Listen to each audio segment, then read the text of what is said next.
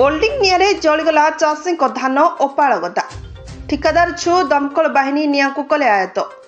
नियाली तहसिल अधीनस्थ सगड़ाइल पंचायत सगड़ाइल ग्राम में निर्माण होछि वसुधा योजना रे पानी टांकी निर्माण जगार रही चाषी मानकर धान खला। पानी टांकी पाई रड ओल्डिंग करा जाउथिबा बेले एहार निया पड़ी किछि कुटा और नड़ा निया लागिथिला। चाषी माने एहाकु बारण करी किछि दिन एहाकु बंद रखिबाकु कहिथिले।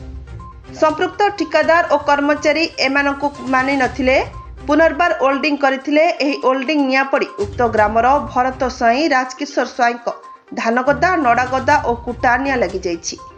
एने ग्रामवासी दमकल बाहिनी को फोन करिबारु घटनास्थल रे नियाली दमकल बाहिनी पहुंची निया को आयत करथिले मध्य लक्षाधिक टंकार धानगदा जଳି जाइथिला। नियाली अग्निशम विभाग अधिकारी हरिकृष्ण महापात्र सूचना दैछन्ति। एठारे प्रश्न उठुछि चाषी धान गदा तले थिबा सत्ते ठिकादार और तांको कर्मचारी काहेकि एभली दुस्साहसिक कार्य कले। एने संपृक्त ठिकादार प्रतिक्रिया मिली पारि नाही। जल और परिमल विभाग जंत्री को पचारिबारु मु एहाकु तदारख करुछि बोली कहिसंति। ब्यूरो रिपोर्ट एनटी खबर।